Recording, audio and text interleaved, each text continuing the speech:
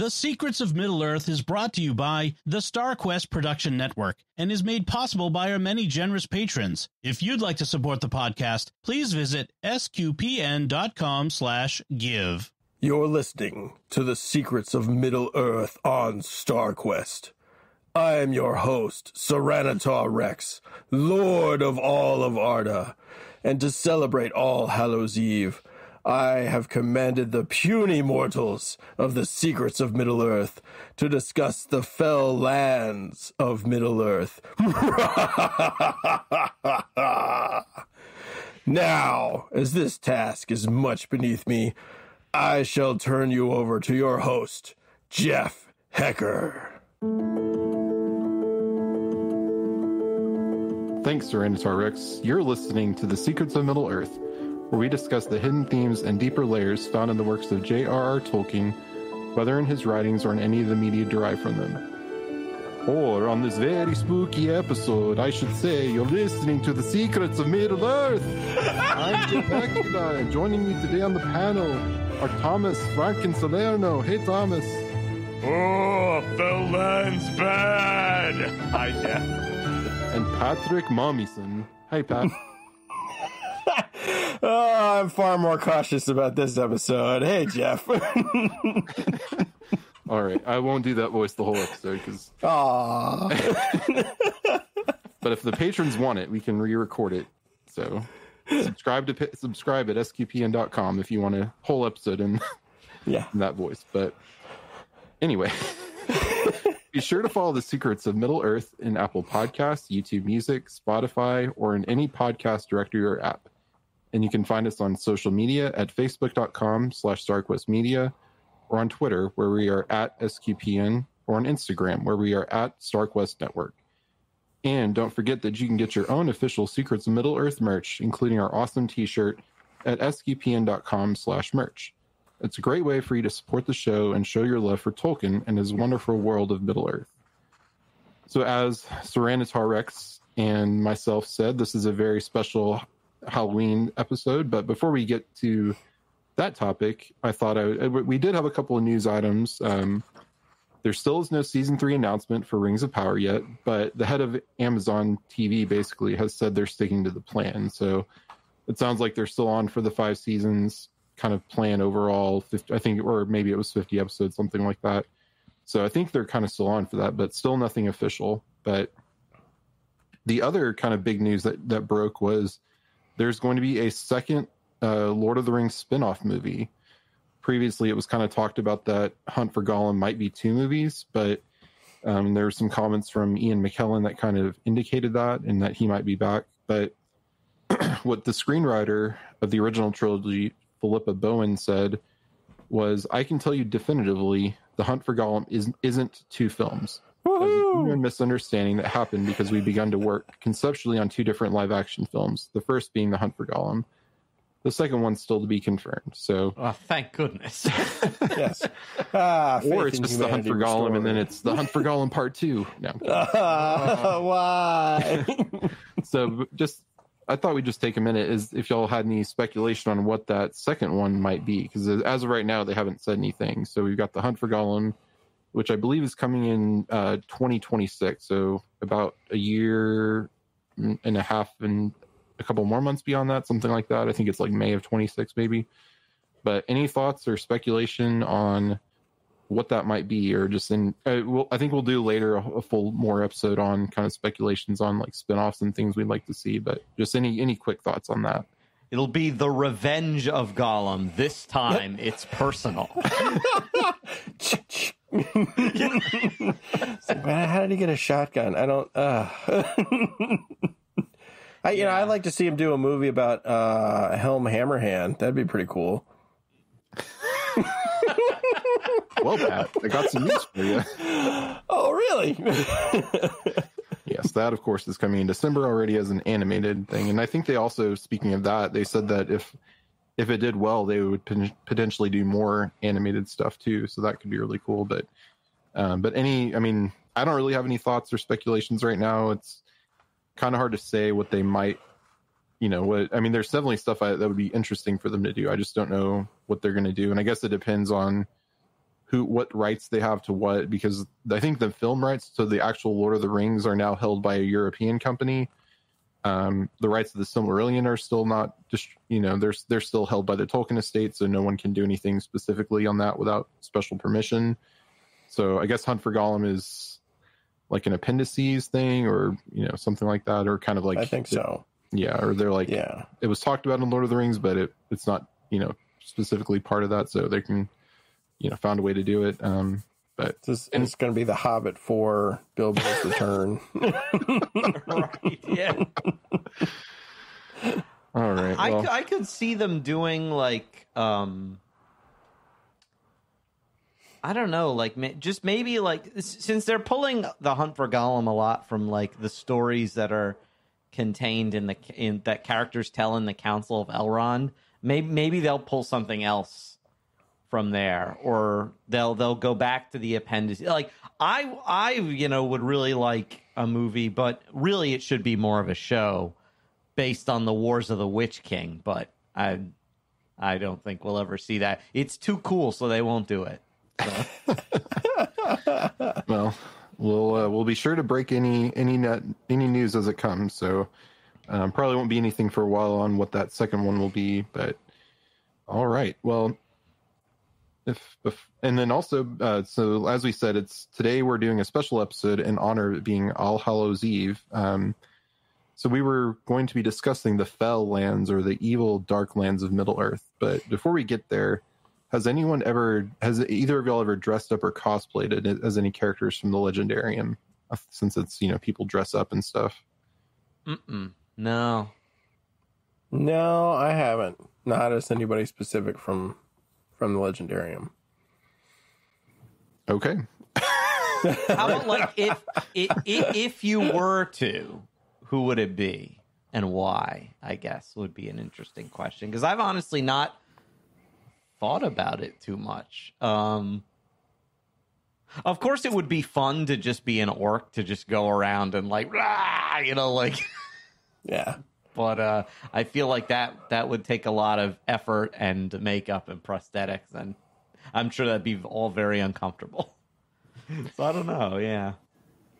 Tom Bombadil. That'd be fun. Oh, yeah, that'd be brilliant. Yeah. Mm-hmm. Yeah. Or Barley Butterman. That'd be fun, too. That's true. Or like Farmer Maggot. You could have like a basket of mushrooms, just, so something like, simple that doesn't require like, creating a whole complicated armor set or something like that. Yeah, if I had to pick something, it would probably be a hobbit, even though I'm pretty tall, so it wouldn't quite work. Maybe I could be like the biggest hobbit or something. I think I might you're like be 6'3", right, Jeff? Well, 6'2"-ish. I mean, you're taller than me. So. Am I? I think you are. Oh wow, I'm the hobbit here. I'm only 5'6". Okay. Well, I was gonna say, I think I might be actually able to do Tom Bombadil in the near future, because for work, I work at a history museum, and we essentially do a lot of like reenacting and dress up for like special events. So I'm getting a colonial like America era costume, and among the things we ordered is a big blue jacket for me. Nice. Yeah. So I'm gonna already have the blue jacket, and so I'm gonna have to find or make some yellow boots somewhere. But yeah, so I might be able to swing Tom Bombadil in the future. So awesome. Cool. Well, if that happens, you'll have to share it. That'd be awesome. All right. Well, we've done enough rambling for the intro. So I do want to give a spoiler warning, just because I know we're covering the Silmarillion, and if you're reading along with us for the first time, there will be some spoilers in the middle. There's really kind of one main section of that gets spoilery that we haven't gotten to yet. And I'll give another warning as well when we get there. But so the first, I think, Fell Land to talk about is Utumno, which is the first and worst of Morgoth's citadels. I guess he was still Melkor at the time. And it was his first fortress that he built in the far north of Middle Earth when he first went into Middle Earth. And quote here is, the blight of his, Melkor's, hatred flowed out thence, and the spring of Arda was marred. So, I mean, this is basically where all the bad stuff started, was from, how you can trace it back to Utumno ultimately. And because this was at the point in the Silmarillion where Arda was still kind of in the spring, and this was... and it's still flat at this point. Yeah. Still flat, and they were still, like, elves hadn't woken up yet, I don't think, and when Utumno was first made, and, like, he was just kind of building up this, this huge fortress as a way against the Valar, because the lamps, I think, were still up at that point. Yeah. So yeah, kind of his biggest and worst. Even though it's not in there very long, at least in the book. I mean, it's there for like 30-something thousand years or whatever. Yeah, and it's not described all that in very much detail. Yeah, that always made me sad, because I like descriptions of castles and fortresses and whatnot, and we get so little about Utumno, but it's supposed to be this like biggest and baddest and worst of places, and it's it's where the orcs are made, more or less. Right. And really all we get about it is that there was a siege that lasted an innumerable number of years. Oh, this is interesting. So I just looked at Tolkien Gateway. It's also called Udun sometimes.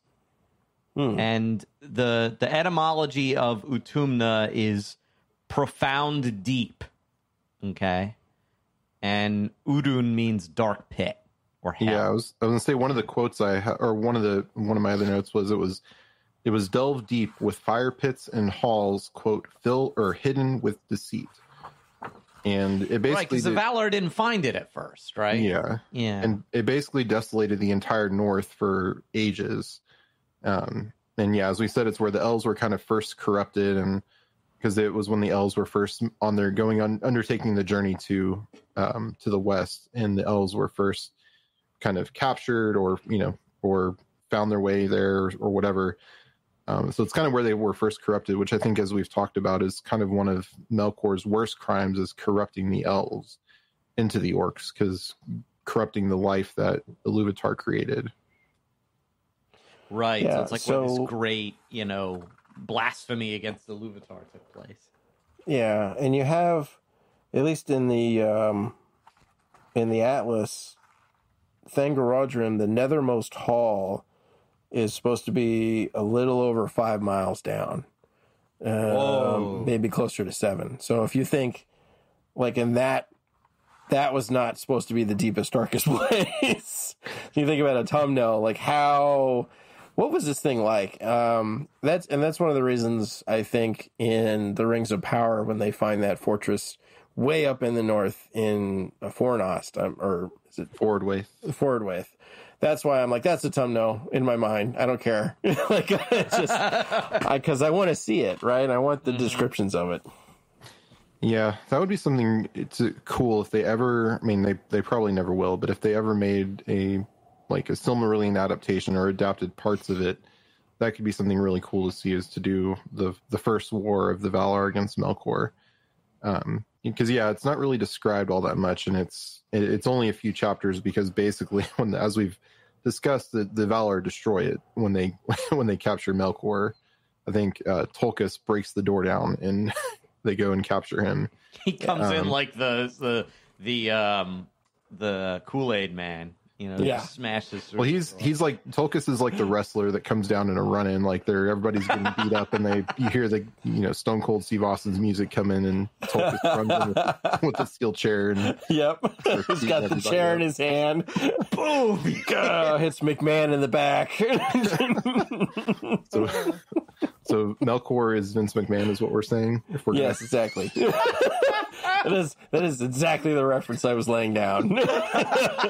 Oh man, that's an episode right there of assigning wrestlers to these characters. Be a good one. Yeah, one of the things that we've talked about too, is the Valar don't go like all the way down, and they don't find all these dark things, because the Balrogs and Sauron, they flee from Utumno and get away. So there's just who knows what else was down there, that other nameless things or whatever, stuff. Probably any kind of dark creature was probably, first corrupted there in Utumno. And I don't know that, I can't remember if they say that dragons were first kind of bred in Utumno. Oh, no, it's an Angband. Okay, yeah. I often feel like kind of what you're alluding to, though, like they were made in Utumno and first, like the proto dragons, maybe. And then they kind of tunneled their way to Thangarodrim or to Angband. In my mind, that's as valid an option as, because, I mean, the reality is that, like, Thangarodrim or Angband gets re-inhabited by Melkor, and immediately the siege happens, and he's only there for about 1,000 years, maybe, give or, and it's he's pulling dragons out and all kinds of other stuff, and I feel like this was all work he started probably in Utumno, but you never get any real confirmation of that. Yeah. There's a lot that they could expand on in a story, which may or may not be what we want them to do. Because and I think Tolkien mentions that, like, because you said, Jeff, how like it makes the North like blighted land and like full of monsters for like millennia. I mean, even up until the present day, because we know of the Goblin Wars against Father Christmas in the Father Christmas letter. Yeah, tunneling into his workshop and stealing his stuff. That's right. And he goes down, and there's those ancient goblin tunnels full of evil runes and glyphs and stuff. So, yeah. Well, if y'all didn't have anything else we do have several to get through, so we might move through some of them kind of quick, because there's some we just have a few notes on. But I think the next one that we wanted to talk about was the area of Lamoth, which is where Melkor screamed, and his scream lasts for eternity because he was bitten by Ungoliant after they stole the Silmarils, or after Melkor stole the Silmarils and she killed the trees, and they fled to Middle Earth. So I think, Pat, you had requested this one to be on our list to discuss. Yeah, if you've listened to our coverage of it in the Silmarillion, I absolutely love this little tidbit you get, which is the scream of Melkor, which just echoes throughout the ages in Ered Loman, or the echoing mountains. Right, anytime a cry goes up, it reignites Melkor's scream, and it's just sort of this like stamp he puts on the land with his voice, and I really like that as sort of juxtaposed against the whole like singing thing that we get through the Ayulindale. Maybe I said that right this time. You did, I think. Yeah. Yes, finally. And it's sort of Melkor is always given as the crier, the brash sound that doesn't mix well with the other noises. And I thought this was a good way for it to play out in the books. He screams not just because he gets bit, because he gets betrayed, and because he's realized he's so weak now that he can't even fight Ungoliant off, which, I mean, if Ungoliant turns out to be a nameless thing from the outer spawn, who knows how powerful she was. Yeah, and he's lost his shape-shifting power by this point, right? Right, because he once he's got the Silmarils, he won't change. Mm-hmm. Can't let him go. Yeah, that's all. I mean, it's another friend online that I've talked about Silmarillion with. She's always like, the Silmarillion is just metal, like so like metal, and I mean, it's like, there are entire metal albums based off of it. So yeah, and this is one of the most metal things, like a scream of eternity. So yeah, awesome. And then and moving on from there, we had the Arid Gorgoroth, which is where, speaking of Ungoliant, is where she goes to make her lair, and it means the Mountains of Terror. So, great name already. And she goes ever. She goes and makes her lair and starts to spawn spiders that will eventually lead to Shelob. And then she's there, like, she's so hungry that she's devouring basically, or I think the quote is something like, it is said that was so all ravenous that she would consume herself, basically, because she just couldn't satisfy that hunger. And I've kind of speculated that maybe she was like the Maiar of like darkness or something, like not in a bad way, but like that was her kind of her element or her thing.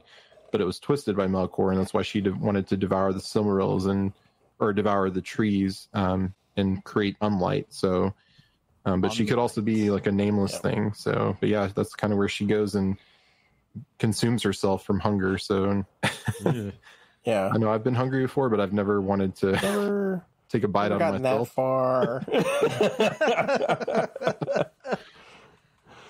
Yeah, and through all of that, she does her spawning there and her spider children, right? But they all flee from her because she's eating everything. So they go to Nan Gunthoreb, which is just south, and that's the Valley of Dreadful Death, and that's where all her spawn set up shop. And that is like between the mountains. So the arid Gorgoroth is sort of the southern mountains of Dorthonion, and this is the valley on the other side of that before you get to Doriath. And so it's this like super terrible place between these fairly nice places. At least Dorthonion is during the siege.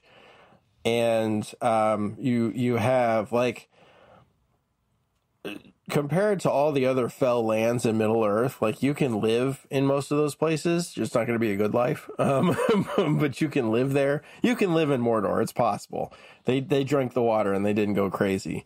That's not true in Nan and Gothoreb. That's right. If you drink the water, you go mad, right? You go mad, right? And there's like, it's basically like that scene in The Rings of Power season 2 where Isildur is in Shelob's lair.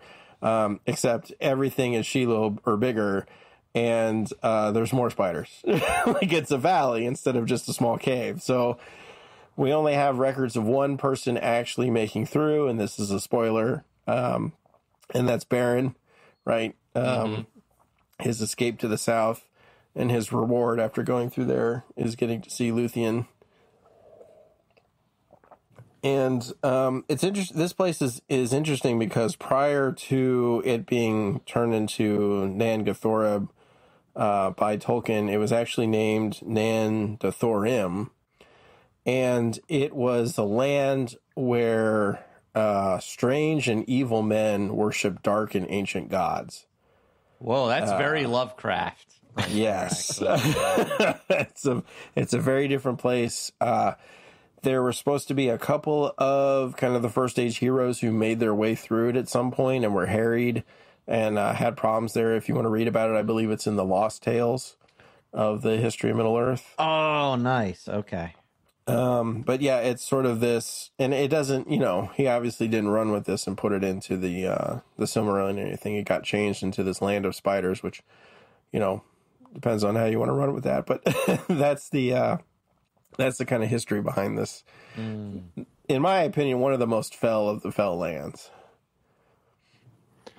Yeah, it doesn't sound like none of these places are where you'd want to go, but that one especially, like it would be very, only a few people survived it, like you said. So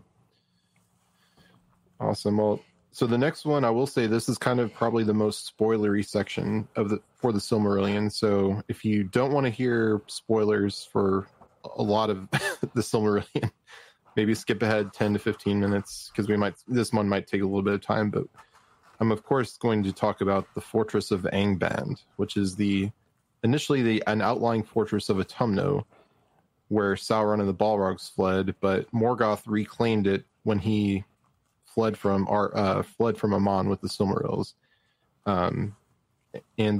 It's kind of, this one's more, rather than it being like more of like, maybe there's like, Utumno was almost like Silo, if you've seen Silo, like just everything's just down deep and there's not really like much maybe not much at the top, but this is like really built up and, kind of a huge, more of like a castle, I think, because it has the peaks of the Thangorodrim, which are 3 like mountain peaks, but they're hollow, and which allows Morgoth to release clouds of poison, which kind of helped him kind of control the area as well. People didn't necessarily want to settle there and be anywhere near it because he could keep them away. But it was a still siege for like 400 years until the Dagor Bragollach, where Morgoth broke the siege. So we haven't gotten there yet, and it's been a little while since I've read that section, so I don't remember all the details. But the Battle of Sudden Flame. Yeah. And this is where we talked about dragons were kind of first, if not initially created. This is where they kind of like were bred and spawned a lot of the big dragons, especially what's the one that's in the Dagor Bragolag? I can't remember the name. So Glaurung is the first one. Yeah, that's the one I was thinking of. And he comes out like 200 years earlier just to say, "Hey, what's up?" and get shot by a bunch of arrows. That's yeah. I think Fingon drives him back. Yeah. Yeah. And like that's one of those ones where it's like they're like, "Yeah, we beat him," and all the like the wise elves are like, "We are so hosed."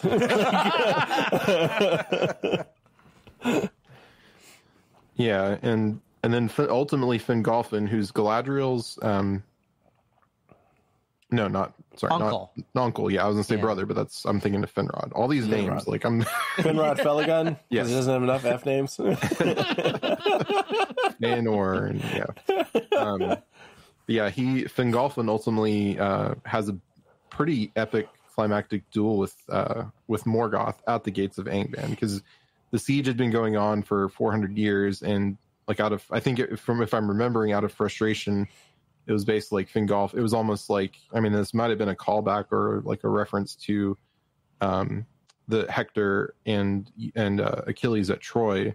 Oh, calling him out for single combat to, hopefully if Fingolfin can beat Morgoth, then they can break the siege and, call it good. But of course, even an elf as mighty as Fingolfin, against a Valar is probably not going to go too well, and of course it doesn't. But it's like David and Goliath too. Yeah. The calling out the champions for single combat. Yeah. Yeah, and of course Fingolfin sadly does not survive the encounter. But if I'm remembering, I think he does get like a stab into Morgoth, or like he gets 7 wounds. Yeah, 7 wounds. Gets him 7 times, and they last one especially when he goes down to crush him with his heel, he stabs up through his foot, and that one never heals. Like Morgoth has a limp from that day forward. Like, you're a god with a limp, ha ha.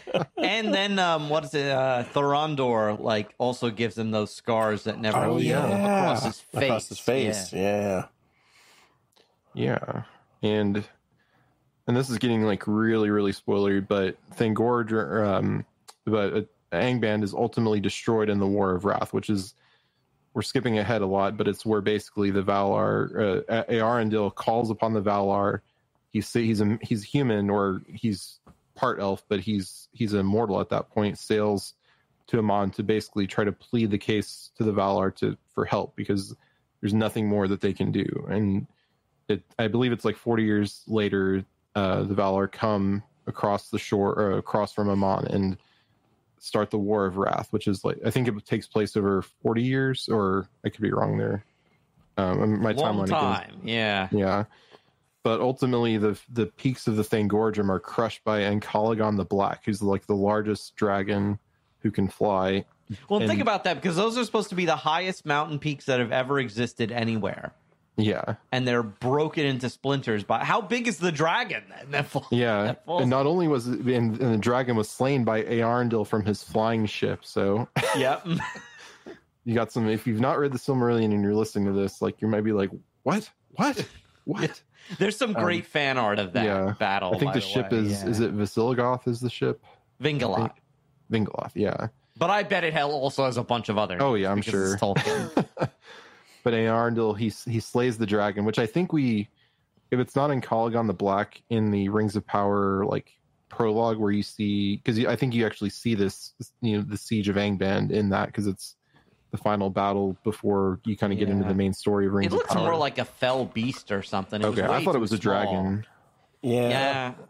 I want to say, I'm remembering one fight that we saw, and I was pretty sure that was the Neonatho-Nordian, but I'd have to go watch it again. Oh, because of the heaps of bodies. Yeah. I always thought that was the Siege of Angband, or the War of Wrath. It really depends on whose bodies are in the pile. Right, yeah. Because for the Battle of the Numbered Tears, it's elves and men for the most part, and then the War of Wrath, it's the orcs. Yeah.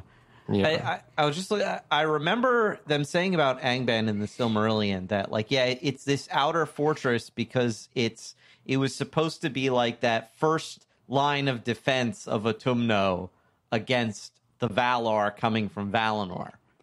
But it's funny, it's like it starts out as just this minor like fortress in the outer defenses of Utumno, and then it becomes the main fortress.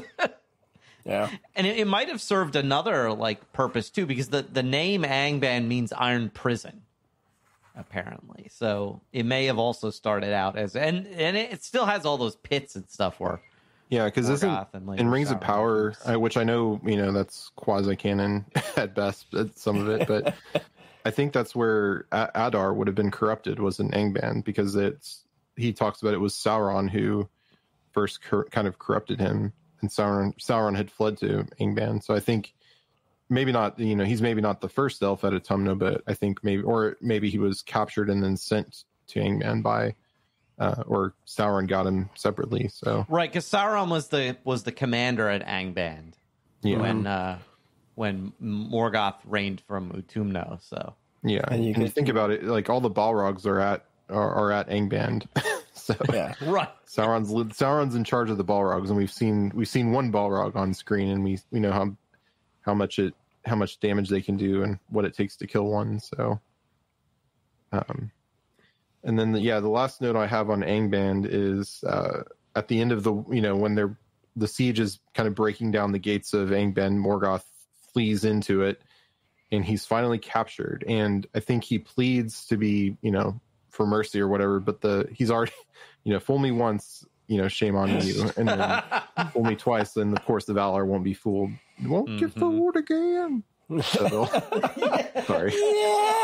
Yeah! So the Valar capture him, of course, and then we didn't really talk about this as a fell land, but they kick him out of the door into endless night. So basically, which I think is different than the void, or is it the same as the void that he? I think it's supposed to be the same, right? Okay. Yeah. Yeah, it's like that outer him. Darkness outside the universe. Yeah, so. He's basically exiled out of creation and alone. So he'll be, for all time, all eternity, will be alone, unless you believe in the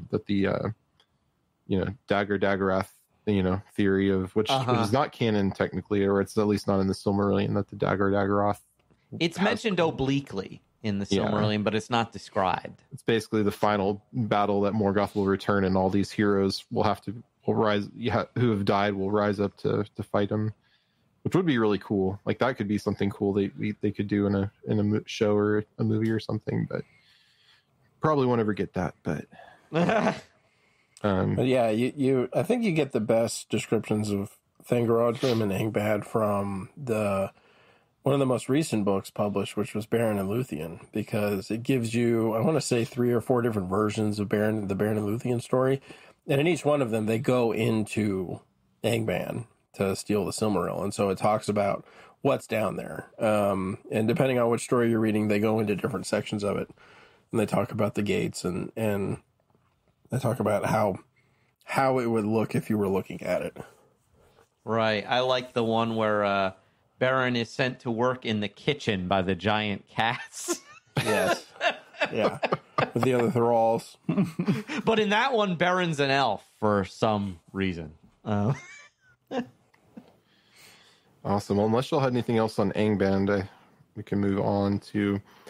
So this one kind of pulls more from Rings of Power, to call it a fell land, but just since it was in recent mindset with Rings of Power Season 2, I put on here Fordwaith, which was the cold northern waste, which was basically created as a result of from the War of Wrath, like all the damage caused it to just be immensely cold. And it's where that big fortress where Guron, as we like to call him, was born. After it was kind of where he had rallied all the remaining forces after Morgoth was captured and ultimately was stabbed by Adar. So I'm kind of counting it as a fell land, even though this part isn't, it's not technically canon to the Silmarillion or any of the writings, but there is some kind of canonical stuff where it's basically where the last king of Arnor, which is the second, or the Arnor is like the higher kingdom, because there's 2 kingdoms, Gondor and Arnor, that are founded by the Númenóreans. I believe Arnor's kingdom. Yeah. Arnor's founded by is Elendil's kingdom, and his sons go on to found Gondor. So the last king of Arnor dies in Fordwaith and basically gives the Ring of Barahir, which is a ring that Beren will have, and a ring that will eventually make its way to Aragorn. So they give it to this chieftain of the people there. I think they're called the Arvidui or something. Well, like no, Arvedui's the king. Oh, okay. The people are the Losoth. Oh, okay. They're basically almost like Inuits or Eskimos. Right. They live up in the snow. Yeah. Yeah. But he gives them their ring, and as like a ransom in their time of need, which they eventually, I believe, cash in because, of course, it makes its way back to the line of Elendil.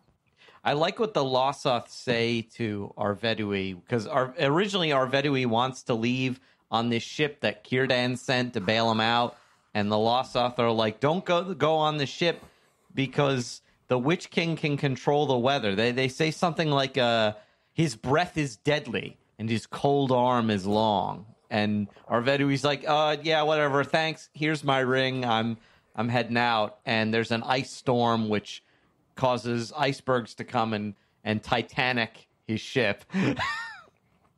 And he sinks and takes I think most of the Palantirs of the North down with him in the ship as well. Yeah. He takes the one that's at Weathertop and whatever Fornost. the capital is. Fornost, yeah. Yeah. Fornost. The only one left is in those elf towers that look west to Valinor.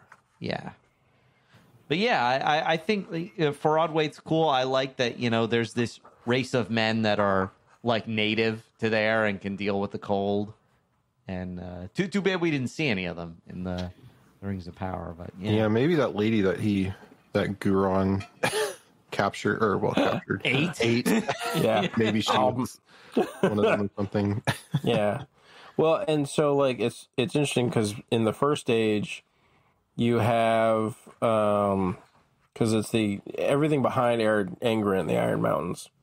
You have Dor Daedalus, which is the regions of everlasting cold. But when a lot of it gets swept into the sea, at that point it becomes the Faradwaith, which is the sort of northern waste, or there's nothing up here. It's just ice. Go away. Kind of Yeah. So, but like I said, this Canada. No. Yeah. I kind of counting it as a fell land just because of what Rings of Power happened, which I did like that expansion from that. That's one of the things that they kind of created out of, for the show that I think was interesting, is they kind of expanded on that as a land.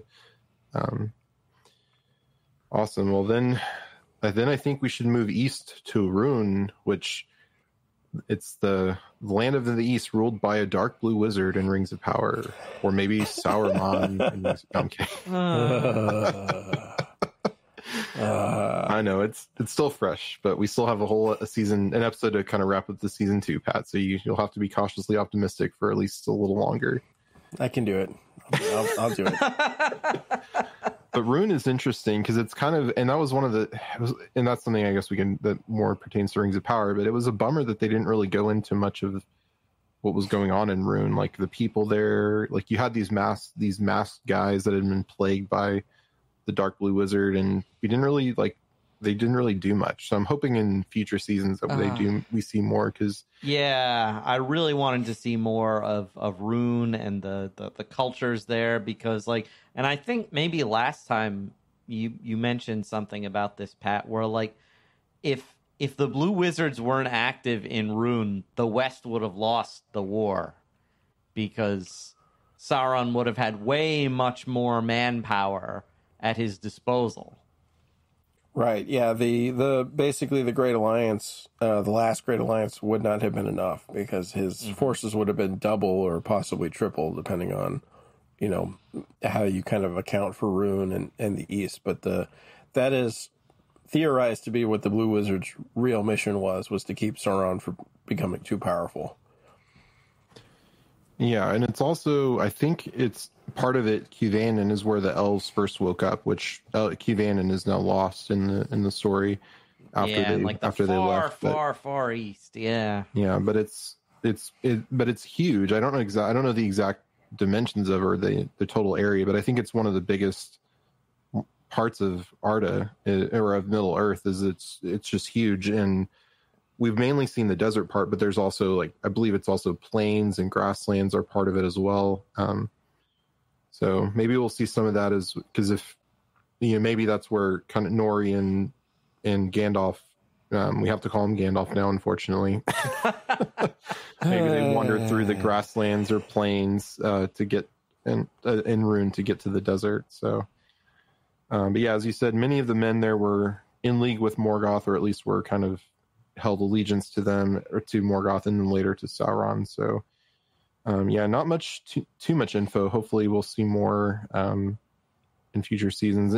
And as y'all may know, this is this where the Haradrim come from in Lord of the Rings? Do they come from Rune, or are they in a different? No, they're from south of Gondor. Okay, That's like from south of Gondor and Mordor. There's this basically like Sahara Desert kind of area.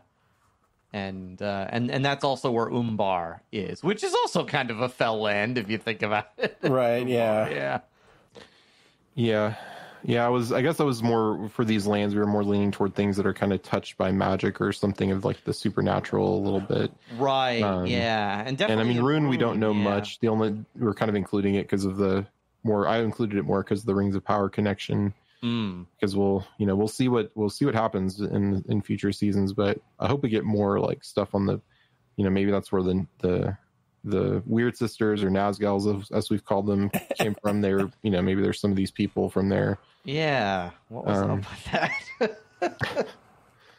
All right. Well, and this part will also, I think, be pretty spoilery for Silmarillion and for potentially Rings of Power. So skip ahead 10 minutes if you don't want to hear, but I put on here, we've alluded to it many times, so I don't think it's a spoiler if you've listened to us talk about Rings of Power. But Numenor, so starts out as a nice place. Yeah. You might be wondering why it's on here, but it's because of what it becomes by the end of the Akalabeth. So it's originally founded given to the Edain or the Edain, the men who supported the Valar and the Elves during the War of Wrath, as kind of their reward and their place of their own. And their first king is Elros, who's the brother of Elrond, who chose to be immortal, because the sons of Elrond, or the sons of Earendil, got to kind of choose whether they were going to be mortal or immortal, how they wanted to be counted. And Elrond, of course, chose the elves, and Elros chose men. So he's their first king, and things are pretty good for a while, but eventually, kind of in the story, it doesn't happen like in a couple years like it does in Rings of Power, but it's over centuries or millennia of people kind of turning away from the Valar, and what's kind of become the King's Men, who kind of are eventually led by Pharazôn. And they start to turn away from the Valar and start to become jealous of the elves. They're worried about taking their jobs and and the faithful kind of begin to see persecuted, which we saw in the end of Rings of Power in the last couple episodes, of the faithful kind of being imprisoned or driven out west. Because eventually if they follow the story at all, Sauron will be taken to Numenor and will kind of instigate and they'll kind of fan the flames that are already there of jealousy of the Valar and the elves and stuff. And he'll eventually raise a temple, or have them raise a temple to Morgoth for human sacrifices. So it becomes a fell land pretty quickly once Sauron gets there. Yeah, if you've ever seen that, like, it was in that recent book that they put together, The Fall of Numenor, which has pretty much all the Second Age material in it. And there's a painting in that book of the temple, and you just get to see one side of it, and there's these channels on the side of the temple, these like canals, where it's just rivers of human blood flowing down the temple. I'm like, okay. Yeah, kind of. And we've seen something. If you saw the recent Dune movies, you saw something similar to that, or like what that might look like on the planet of the Sardaukar. Oh, is Seleucus Secundus? Is that yes? Yeah. Okay. Yep. Yeah. So yeah, it gets pretty bad there in old Numenor. Yeah, it's very Aztec at that point. Yeah. Yeah, and the temple's huge. It's like 400 feet tall. It's a monstrosity. Yeah. And Thomas, you theorized that Elendil's daughter might end up designing that temple. Although she kind of started having a little bit of redemption in this at the end of the season. So, yeah. Last season I was just like, because they made such a thing about her being accepted into the Architects Guild, and I was like, and she was getting close to Pharazôn, and I was just like, like you could have built this evil temple. I'm like, okay, like, yeah. And then to kind of conclude their story, Numenor, eventually the good men of Numenor following Elendil will flee. Sildor saves a seedling of the tree, or saves a fruit of the tree to bring with them to Middle Earth, and they flee on their ships. Whereas Pharazôn's, forces start to sail toward Aman because they're jealous of the immortality, and they think it's something that they can get and something that they can take. Mm-hmm. So and here's an interesting bit. Like as Numenor is really, really darkening, and all that is going on, and as Pharazôn's fleet set sail, like he leaves Sauron behind as like his regent. And Sauron just starts to mess with people. I remember reading, like, he sheds his physical form, becomes invisible, and just becomes, like, this voice that whispers in people's ears that like, causes people to, like, randomly murder one another and, like, commit suicide and do all this other, like, crazy stuff. Like, he literally just starts, like, playing with these poor people. Like, a cat with a mouse, just... I always thought that was very disturbing. Yeah, and of course, at this point, the Valar basically give up, and they're like they give up dominion of Arda basically because they're like we can't deal with this anymore. Like they're despairing so much at what's happening that they basically give over their dominion to Iluvatar, who sinks Numenor, and then, of course, Elendil and his sons go. They make it, and they go west not go west. They go east to Middle Earth and found Gondor and Arnor. But yeah, Numenor is like I think it's definitely clearly based on the myth of Atlantis, but which of course we all know is in a different galaxy. For more, listen to Secrets of Stargate. And the fall of Numenor, it doesn't just like it as the fall of a fell land. It probably affects like the structure of Arda more than any other fell land that's been destroyed, because not only is Numenor itself sunk, but the Earth is changed to be a globe instead of flat at that point, and Valinor is completely put in its own little pocket dimension or whatever. Yeah. Well, I've joked before that to get to Aman, they have to build ships with hyperdrives to go to hyperspace to get there. Straight ways. Or to bring it back to Stargate, they need that 8th chevron to get there. Yep. That the gate network is the straight road. Yeah, exactly. Even though if you watch Stargate, the gates it's like twisting and turning all through. I like how after they sink Balerion, there's still a couple places that are kind of islands, and one of those is, of course, some of the mountains from Ered Gorgoroth. So there's a possibility there is a real Spider Island, and you could film horrors of Spider Island in Middle Earth. Oh. Yeah, but Thangarodrim is solidly under the waves and filled with water at this point. So I feel like Valar finally did their job. Yeah. So just add water. Yep. Just keep pouring the water on.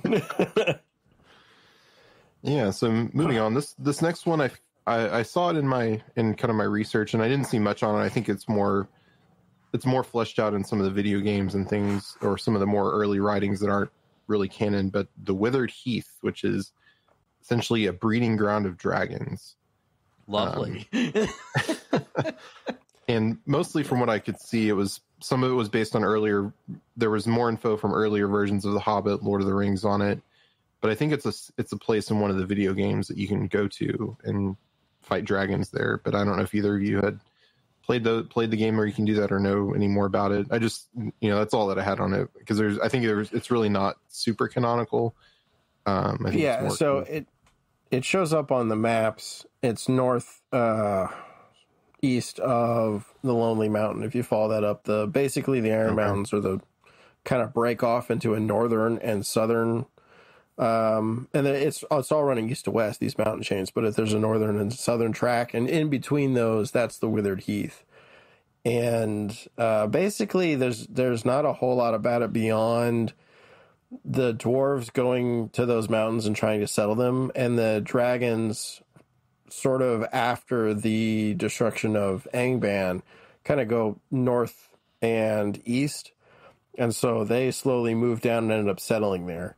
And that's where the dragons of the north more or less come from. And that's what ends up necessitating or causing the war between the dwarves and the dragons, is the dragons kind of living and breeding in this Withered Heath, and the dwarves being like, hey, we want to keep our stuff in this mountain that's close by.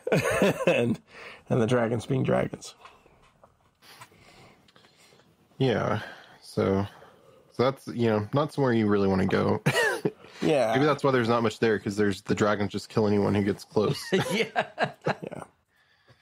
All right. Well, kind of moving on to kind of the last stretch of which gets into the second age more, or I guess the third age more, is going into Angmar, which is the capital or the home of the Witch King eventually. Right. He has his fortress of Carn Doom.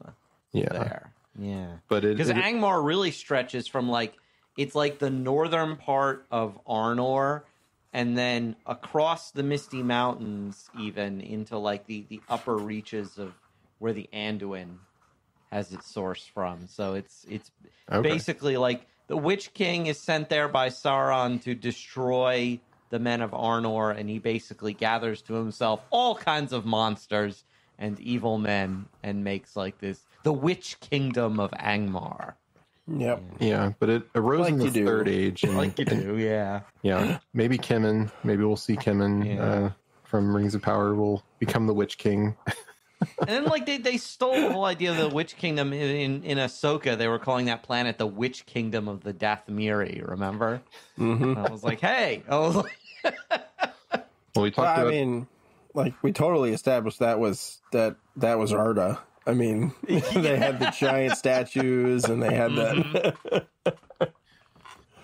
Yeah, and we kind of alluded to, but the Star Wars in more recent years has definitely pulled from a lot from Lord of the Rings or from Tolkien. So yeah, and eventually the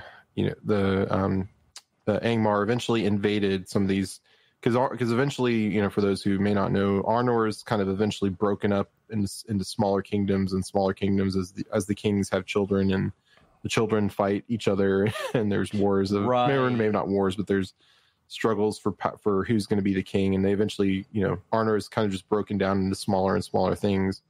Whereas Gondor, I think it pretty much stays Gondor. It's not really broken down. Yeah, it loses territory sometimes, but it never splits into petty kingdoms. Yeah. Whereas I think with Arnor, I think they were going for what happens with the Carolingian Empire when Charlemagne the Holy Roman dies. Empire. And Charlemagne's three sons kind of divide his kingdom amongst themselves, which is basically the seeds of what will become Italy, Germany, and France. Right.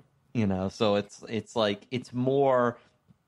I always felt like, this period was very interesting because you have these three different kingdoms jockeying for power, and then the one, Rudar, kind of becomes a satellite state of Angmar because the Witch King puts his own, non-Dunedain men into power there. And you have hobbits at the same time. There are hobbits who take part in these wars because they're vassals of the king of Arthedain, which is the largest of the petty kingdoms. So there's so much going on in the Wars of Angmar that I'm like, come on, TV show, let's do it. Yeah. And you can actually have hobbits in this one and have it make sense. Well, that's the whole resettling of them into the Shire. Occurs during that time frame. Yeah, because eventually Angmar, through the wars, eventually invades and destroys these kingdoms and destroys the last northern kingdom of the Dunedain. Because the Dunedain is the line of Elendil, so the Dunedain, everyone from Elros all the way to Aragorn, are kind of Dunedain, and after this they kind of become the Rangers, who are kind of fall into kind of legend. I mean, people know they're there, but they don't really have like a kingdom anymore. And if you watch Born of Hope, which is the fan film that we covered last year, it kind of shows they're kind of at least in that one, they're kind of living in like a village type of settlement. So they're not really a kingdom anymore. And eventually that like kind of folds and stuff. Yeah.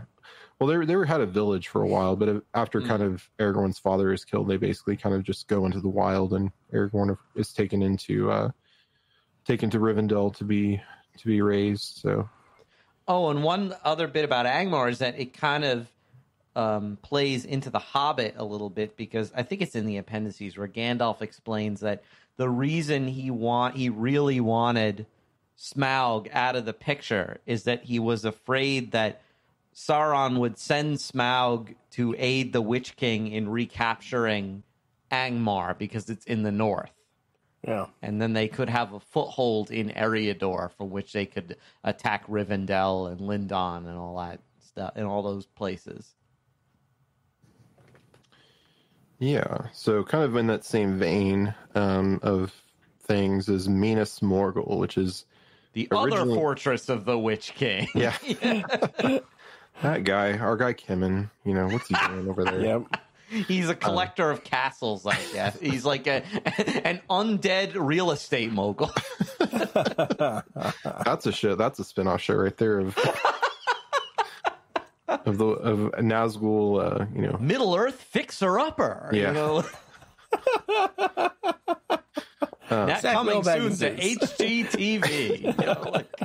Yeah. Yeah, but it's originally a fortress of Gondor named Minas Ithil, and it's captured by Mordor. And Isildur, him and the trees, of course, he saves a seedling of the tree, which is, I believe, the one that's eventually flowers, that Aragorn, like a seedling of that tree is what Aragorn finds at the end of Return of the King, right, in the book. But Anarion did retake the city. However, a great plague killed all the inhabitants, probably caused by the Witch King. I don't think it's explicitly said, but one would presume that his darkness and foulness and whatnot led to that. And they eventually Mordor recaptures it, and in the Third Age is what they use to kind of launch that final assault on Gondor, which we see in Pelennor Field. So it's the city where Sam and Frodo are kind of sneaking past on their way into Mordor, and I lit remember up as like blue and green. It says in the Lord of the Rings that the minds of living men turn to madness and horror in the valley where Minas Morgul is. And there's these weird, like in the book they describe, there's these fields of like glowing green flowers that emit this like toxic gas or like this awful smell and stuff like that. It's been very, very strange, very strange area. And the castle has an effect on Frodo. It's very weird. He's almost like drawn to it. Like, he just starts hobbling towards it and they have to hold him back. Otherwise he'll give himself up to the guards. It's like, I think it's a combination of the ring, but also the evil will of the Witch King, Yeah. Yeah. It's one of the lands that's kind of rivals Nun Gothoreb for its like unlivability and evilness and suffusion with sort of this evil magic. So much so that like when it's recaptured, Aragorn recaptures it.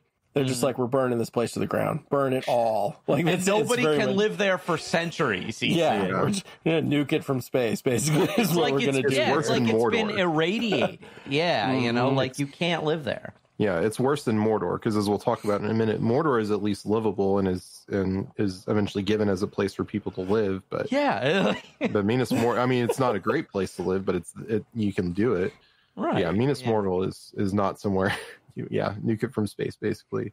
Yeah. And I didn't have I think before we get to the last couple that kind of get into the Hobbit, Lord of the Rings eras, it's not really a land per se. It's kind of an area near Gondor is the Dead Marshes, which is that where Isildur is killed and he falls in and the ring is, or is that different? No, that is the further up on Anduin. Okay. Yeah, that's the Gladden Fields. Okay, gotcha. Yeah. Geography is not my strong suit as well. But we'll have to learn as we do our 10-episode series on of Balerion. Lands of Balerion coming soon. The Secrets of Middle Earth. Yeah, I just need you to slam your head into this desk 5 times. But yeah, the Dead Marshes, we see those in it's kind of before Sam and Frodo when they're traveling with Gollum I think before they get to Minas Morgul, when they're kind of sneaking through the land. It's where Frodo I don't know. I've seen the movies more than I've read the books, but I think it's in the books too, where Frodo's kind of looking into these marshes and sees bodies, and one like opens its eyes and grabs them, and even Gollum's like, don't be careful here, because he's. So if Gollum's telling you something's bad, you better listen. Right. Don't follow the lights, he says. Yeah, the little will-o'-the-wisps trying to lead you into the pools. Yeah, and we I guess we skipped to Lord of the Rings there, but to go back for a second. That's there from the Second Age, from the Last Alliance. That's where all the dead are left. Okay, right. These marshes, which used to be, if I remember correctly, they used to be kind of the Entwife's garden. That Sauron tramples in his war against Eregion. Right. Yeah. It was that, and also what's called the Brown Lands, where he just burns everything and nothing can grow there. It's been so completely blasted by evil magic or whatever that's very strange. I just imagine it as like this, like not even weeds, just nothing. Yeah, barren I can really do that to my yard. Just the pathways. If I could pull that off, I've literally salted the earth, and the grass still grows. And I'm like, oh my gosh! Awesome. Well, now we'll get into, I think, kind of more the Hobbit era of. We thought we would talk about the Dol Guldur and Mirkwood, which.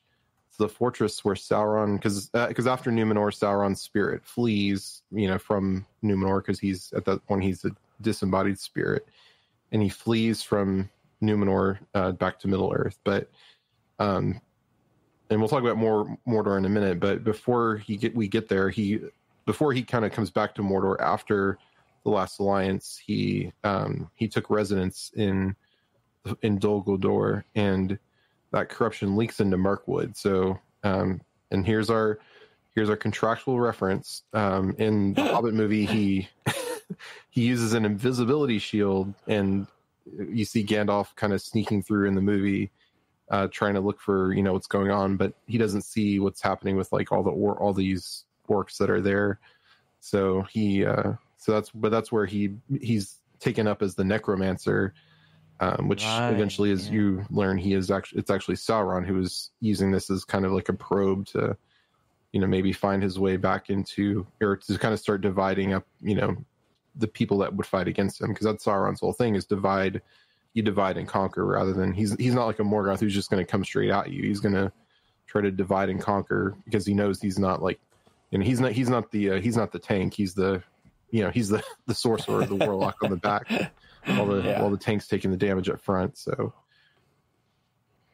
and then later when the White Council is able to drive Sauron out from Dol Guldur and he flees back to Mordor, he puts one of the Nazgul in charge. Specifically, it's the second in command of the 9, Kamul the Easterling, is given that fortress as like his domain. And it's from there that the reason why no help, we know in the movies that Lorien sends troops to Helm's Deep, but really they couldn't send troops to anybody because they were busy fending off orcs that Kamul had sent from Dol Guldur to attack Lorien while all the other battles are going on. Still one of my favorite scenes, though, in the movies. It's great. Is when the elves arrive at Helm's Deep. It's a great idea. It's like the reason why it doesn't happen in the book is because they're pinned down trying to deal with Dol Guldur. Oh, and then after the War of the Ring, Galadriel uses her Ring of Power to reduce Dol Guldur to rubble, which is pretty awesome. Nice. Yeah, and this corruption, as you see in the book and in the movie, it's leaking into Mirkwood, which is where all these these spiders who are the spawn of Shelob, or a spawn of Shelob, are there kind of taking up residence, and the elves there are kind of fighting kind of a losing battle to keep them away and to to keep them out of their domain. But that corruption is leaking into it. But yet another place where if you drink the water, bad stuff happens to you. So, although if you were a bomber, you had a good dream and a nice sleep right, while you were being about carried. Food. Dream dinners are no good. We can't share them. Yeah, that's great. So whenever we cover those movies, we can talk more about Dol Guldur and Mirkwood, and then the last couple before we get to the big one, we thought we could talk about Moria or Khazad-dûm. So if you've seen Rings of Power, we've talked a lot about Khazad-dûm, but by the time of the era of Lord of the Rings, it has become a fell land because the Balrog has woken up and it's infested with orcs now that trolls too. Yeah, trolls. They have a troll. They have a cave troll. Yeah, it's like and there's like nameless things in like the very, very, very deep down area, and also that one monster, the Watcher, that is kind of infested that pool that's there, and they say the water is like greasy. It's very it's disgusting. Yeah, it's like, and it just occurred to me too that Moria is not the only, because Khazad-dûm means mansion of the dwarves, and it's become Moria or the Black Pit, but it's not the only dwarf in land that kind of became a fell land, because Erebor itself becomes a fell land while Smaug is living there. Yep. You know, he put in there is all his fumes and other desolation of Smaug. Desolation, yeah, and all his fumes that kill and wither everything. But yeah, Moria is even bigger than Erebor is, because it's that whole part of the mountain range has just been delved under. And the Moria chapters, every time I read Lord of the Rings, the chapter where I think it's called Journey in the Dark, is always the creepiest to me, because that sense of being alone underground in these tunnels where you just have this little thing of light, and every echo will sound like it's something around the corner that's out to get you, you know? Yeah, because we see in Rings of Power, in like they have to use these mirrors to like get the light, you know, from like a couple shafts, and then they like bounce it off mirrors, and that's what lights up that, and like torches and stuff are what light up, and I guess maybe some like phosphorescence, something or other. That's kind of what lights up Khazad-dûm, but you know, we saw like when they lose those sunlight shafts, it becomes really dark and hard to see down there. And of course, by the time of Lord of the Rings, there's no living dwarf in there anymore, so there's not really any light or anything. Which I guess is curious. I guess there's a sunlight shaft in this scene where Gandalf finds the book. There is, yeah. Tomb and, because they say they're close to the outer wall of the mountain. Okay. This is no mine. This is a tomb. Yeah, it's just filled with dead dwarves. Yeah, they're coming. They are coming. Yeah, that was always creepy. Drums in the deep.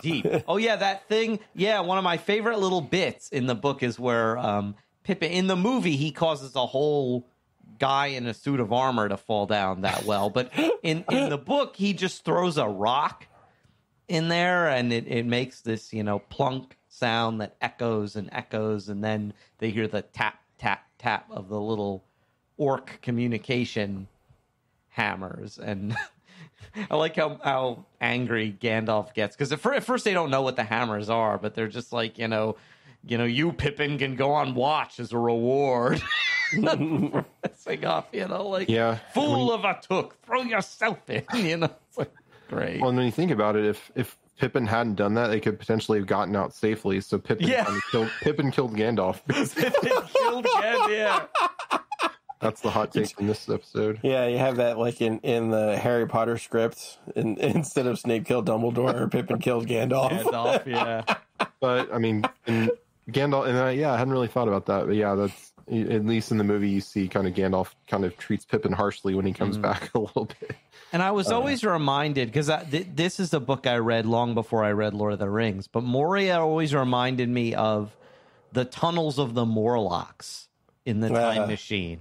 Yeah. Okay. Where there are those shafts, and you go down into it, and it's dark and it's steamy, and you can't see anything, but you can hear the Morlocks moving around, and you can see their eyes, and it's creepy. And so I always, since it's this underground lair of these monsters, I always thought maybe that was a partial inspiration. I know that Tolkien, he read and enjoyed H.G. Wells' novels, so I wonder if that was at least a partial inspiration for Moria.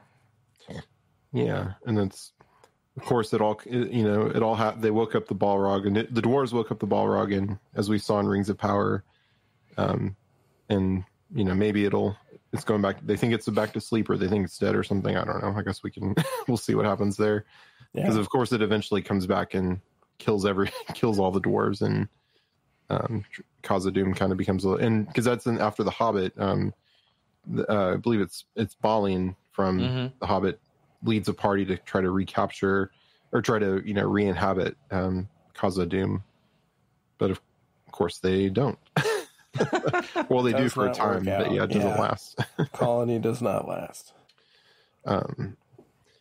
Awesome, yeah. And then kind of our last one before we get to Mordor which is kind of the biggest one, but is Mount Gundabad. So I think you had some notes on this, Pat. Oh no, I think I put Thomas. Okay. Yeah. So Mount Gundabad is interesting, and I wish we knew more about it, because it's basically a holy site to the dwarves, because it was their original place where Durin and the other fathers of the dwarves awoke for the first time. And eventually, of course, Durin the First would travel south down the Misty Mountains and discover the Mirror, and then found Khazad-dûm. But the Gundabad is always kind of changing hands between the dwarves and the orcs. They're constantly fighting wars over it. So it's like half the time it is a fell land and infested with orcs. And I just imagine that the dwarves, it's a holy site, so it must just be, an outrage. I can't imagine the outrage at having, dwarves basically orcs infest dwarven Eden, essentially, the place where were created by Aule. Yeah, it's almost like a representation of the Holy Land, it's under constant being held by non-Christians and non-Jews for a long time, and that's what one of the reasons for the Crusades was to try to recapture the Holy Land. So it's almost like that. It's like the Dwarven Crusades, which that could be an interesting. The War of the Dwarves and Orcs is another very metal part of Middle Earth. Yeah. Yep. Dwarven Crusades. Yeah. All right. Well, I think to get to the kind of the maybe not the fellest, but at least the one that we spend the most time with in the books is Mordor, which was, I'm pulling a little bit from Rings of Power here, so to get into some non-canonical, but at least in Rings of Power, it was originally the Southlands, which were just kind of a mountainous region, but then Adar blew it up and created Mordor, where he blew up Aurora-Duin, which is Mount Doom. But yeah, Mordor's, it's interesting because it's as bad as it looks in Lord of the Rings movies. There's actually some of the features there. It actually has a sea, or I guess it's more of a lake, but it actually has a lake, and that's kind of the area of where the fertile part of Mordor is, and that's where the slaves of Mordor kind of actually farm. So if you've ever wondered how they keep the orcs fed and keep everyone fed there, it's not just meat, but they do have farms, and that's the slaves kind of farm that area. We don't see it in the movies. Yeah, Sea of Nirn. Nirn is like this. I like how it's depicted in the Shadow of Mordor games, where it's really this completely other. It's like grassy, kind of plain around the inland sea, and there's vast fields where because this is basically the breadbasket of Mordor, where the food to feed all, because it's all those orcs and Easterlings and Haradrim and stuff got to eat, so Mordor isn't all desolate. It's just like that one plateau. What is it called? It's also called Gorgoroth, Like, he reuses that name, that plateau where the mountain and Barad-dûr is like where all the mines and forges and all that stuff. So that's all blasted and destroyed from the volcanic activity. But the rest of Mordor is still like livable. So much so that Aragorn gives it over to the former slaves of Mordor to like be their land, essentially. Yeah.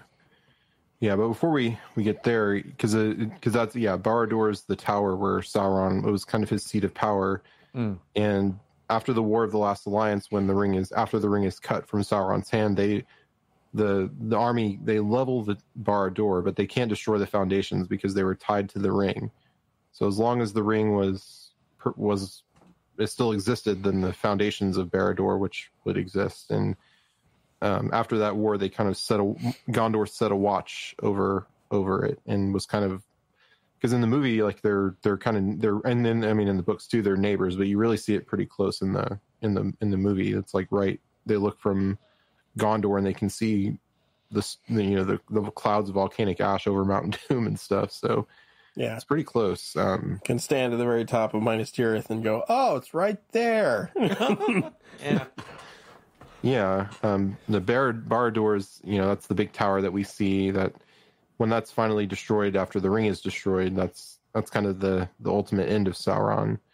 But there's also the Black Gate, which is in the movie is really cool. It's like this giant gate that they have to have trolls, turn the cranks to open. It's just so massive, great, yeah. And you can just imagine.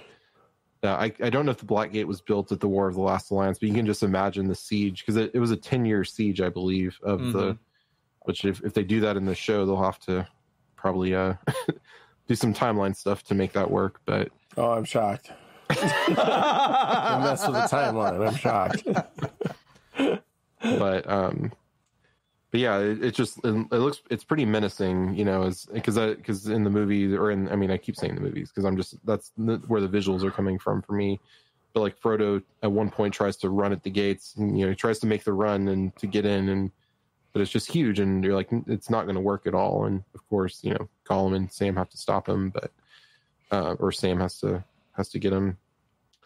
But there's also Shelob's lair, so we see that's where Sam kind of sneaks through, and I guess where we saw Isildur in Rings of Power having to fight his way out of. So all that's kind of all in that. Ungol. Yeah, Cirith Ungol.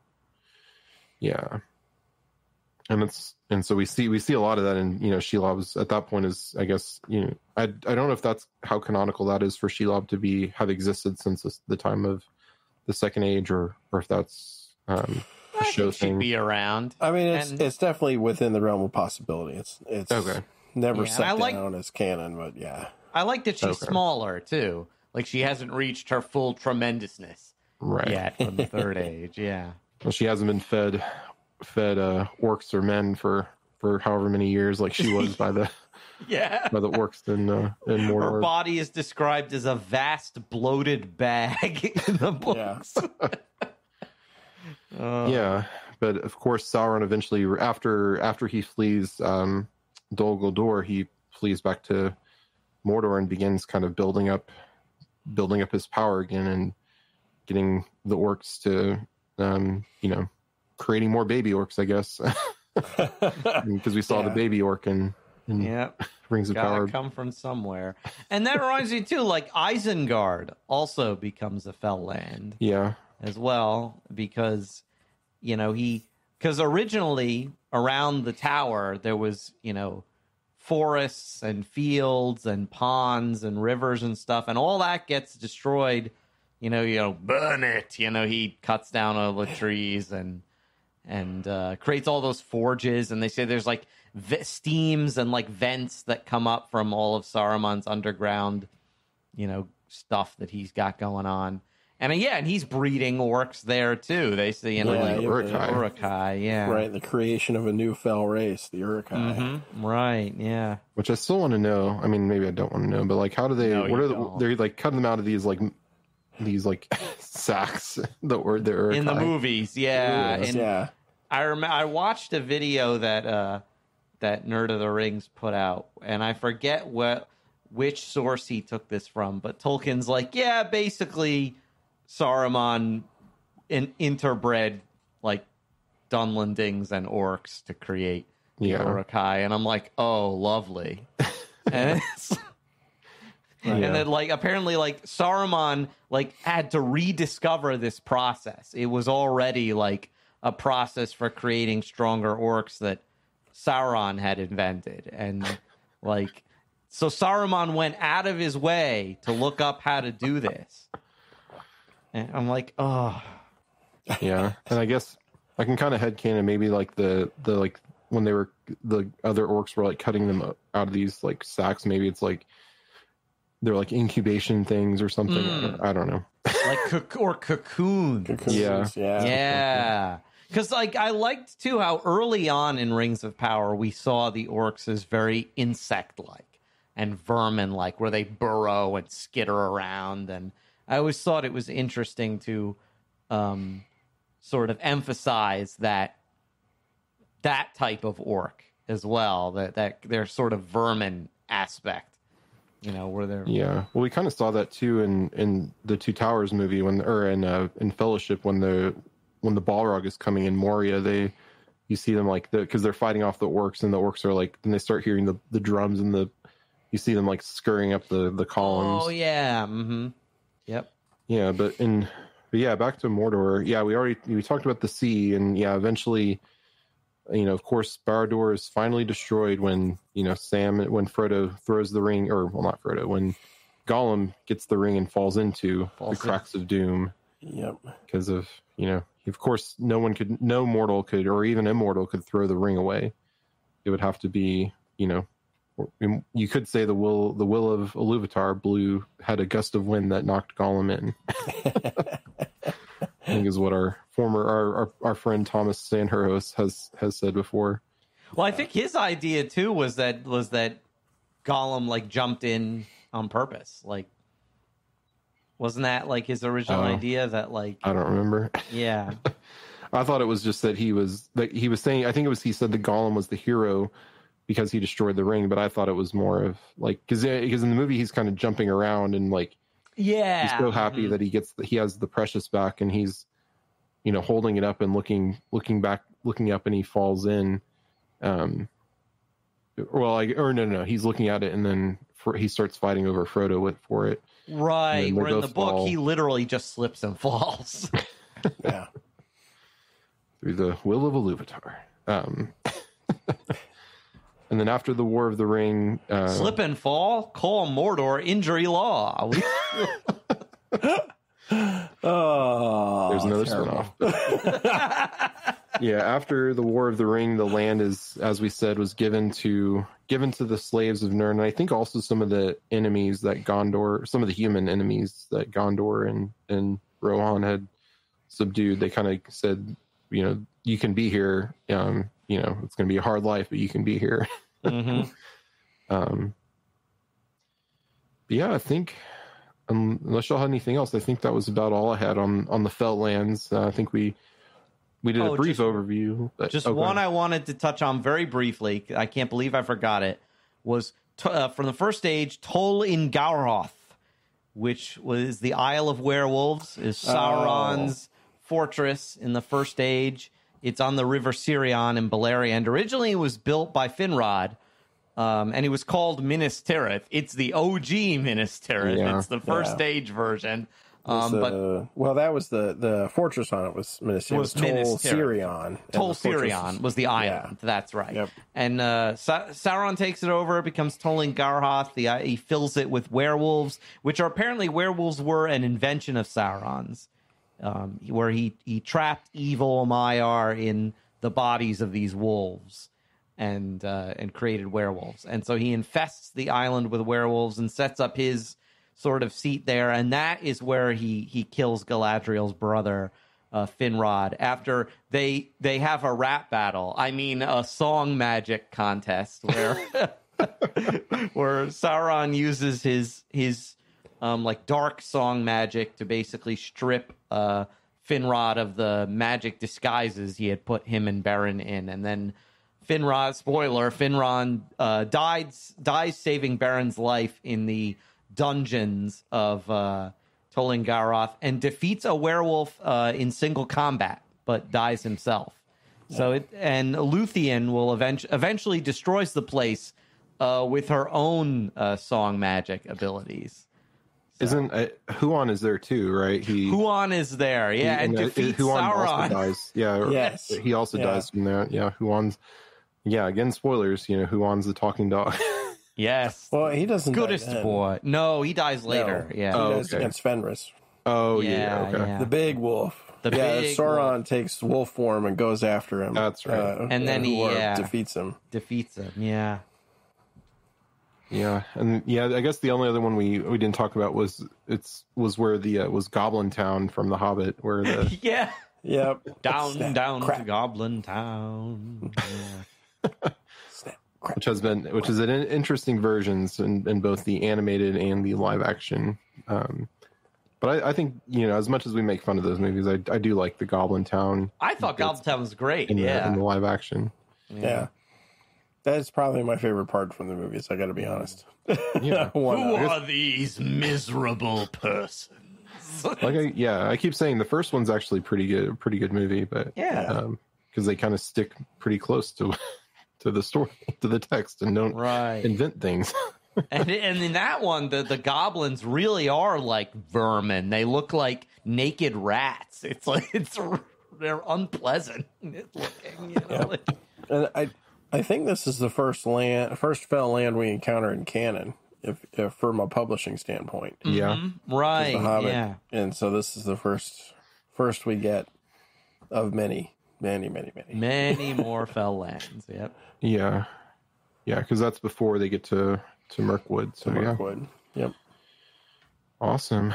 Well, did y'all have anything else on the fell lands? We have some feedback as well, but anything more on the fell lands? I think we did a pretty good, very brief overview, but there's a lot that we'll, stay tuned for the Silmarillion, which we'll be getting back to very soon. Going over some of in more detail some of these events that we've talked about. But anything else on the fell lands before we get to the feedback? Nope. I think we felled it up. All right. So we do have some feedback. I thought we could cover it here instead of our season wrap up, just because we'll be talking. We might get more feedback when we'll be talking a lot there. But so Tammy Elmel on our Discord says, and I'm going to do my best, Tammy, on this. I've been practicing, but she said, "P.S. After some deep thought, I've decided that Seranala Brimboradriel Brandaratar is actually Serenitar's ent name." So I don't know if y'all saw that on the 10 Discord. out of 10. That's great. Yeah. I've been practicing that one good. because That was good, Jeff. I think you pulled it off. Yep. All right. And then one Eek or one EK, I'm not sure, on Discord said, so the Dark Wizard was one of the blue ones, ? And was it Palando or Alatar? It makes no sense that this could be Saruman. Hopefully not. Even the names Morenitar and Remestamo, meaning Darkness Slayer and East Helper, doesn't help much because the Dark Wizard of ROP could be both. Although the first one, Morenitar, makes more sense for me, at least for now, because the Dark Wizard hasn't helped much so far. So I know we've kind of talked about that, and we can talk more on our wrap up. But any thoughts if he's the blue wizard, one of these blue wizards, or? Oh, who knows? I just I don't want him to be Saruman. Yeah. And, that's the top of my don't want list. I don't want him to be either of the blue wizards either, to be honest, because I really enjoy the blue wizards as characters. We don't get a lot of them, but they were really cool. And I don't want what's his name to be Gandalf, and so I don't have any wants here. I just. I'm just, I don't know. He better not be Saruman. I'm just, I think it is a blue wizard, and I think Gandalf's going to teach him the power of friendship, and he'll become a good blue wizard again. Yeah. Great. He'll be the white blue wizard. The truest story are the friends we made along the way. That's right. And then, so more, probably talk more about that in our wrap up next time. And then Frau Hack on Discord says, I can't remember which episode, but early in the season, Nori said something to the stranger about finding a Gand when he starts to look for a staff. And that was a pretty big hint. I thought Grandelf was a pretty lame name origin story when they had the Gand line right there. But that was almost as bad as that thing in Solo where he gets the last name Solo. Remember? I actually liked that, but I liked it at first, and then the more I thought about it, I was like, that was kind of stupid. And but I mean, I don't mind. Yeah, Han Solo. It wouldn't have been so bad. I just felt that it felt kind of forced in the moment. But anyway, I changed my mind. Grandelf is worse. Yeah, that's worse. Yeah. Good. And then Zergtron on Discord said, I wonder what dinosaur type name orcs would have. Maybe Volorciraptor? Oh. That's pretty good. There is, and is there a... Never mind. I'll look this up later. I think there's a dinosaur that has kind of an orcish name, but nice. if I remember, I will put it in the Discord.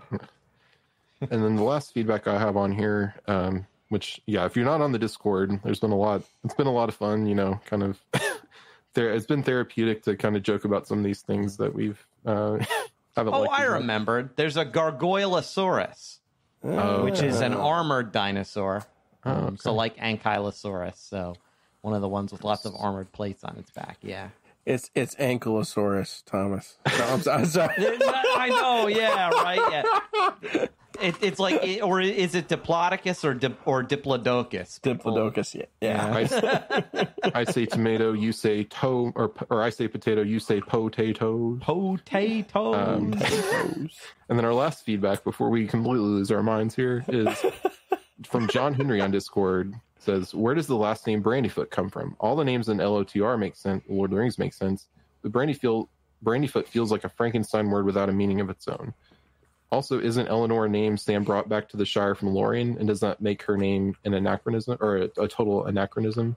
The answer to all those questions is simply yes. Yes. So, well, now Nori has to meet Galadriel in the next season, and then hang out with Galadriel, and then 3,000 years later, she'll pass the name on to Sam. Shut your mouth, Jeff. I've always felt that Eleanor Brandyfoot just sounds like they found some Hobbit name generator somewhere online, and that's what it spit out. Yeah. All right. Some of the other Harfoot names are fine. It's just but some of them just sound completely random. Yeah. Okay. Well, I think that's all the feedback for now. So, and I think after all that silliness, that'll do it for this episode of The Secrets of Middle-earth. We'd like to take a moment to thank our patrons who make this show possible, including Joshua G, Sean E, Connie Z, Rob H, and Frank C. Their generous donations help us to continue to create The Secrets of Middle-earth and all the shows at StarQuest. You can join them at sqpn.com/give. Now we'd love to hear from you, our listeners. What fell land would you least like to visit? Or what other Hobbit name would you come up with? You can let us know on our Facebook page or on Twitter, or by sending an email to middleearth@sqpn.com, by leaving us a comment on YouTube, or by visiting our channel in the StarQuest Discord community at sqpn.com/discord. So join us next time for our discussion on the entirety of Season 2 of Rings of Power. So until then, thank you, or I should say, thank you, Thomas, Frank, and Salerno, for joining me and sharing the secrets of Middle-earth.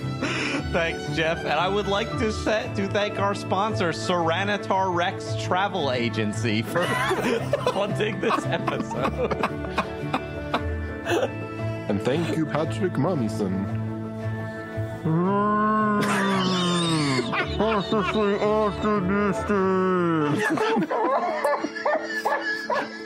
And until then, I'm Jeff Haecker. Thank you for listening to The Secrets of Middle-earth on StarQuest.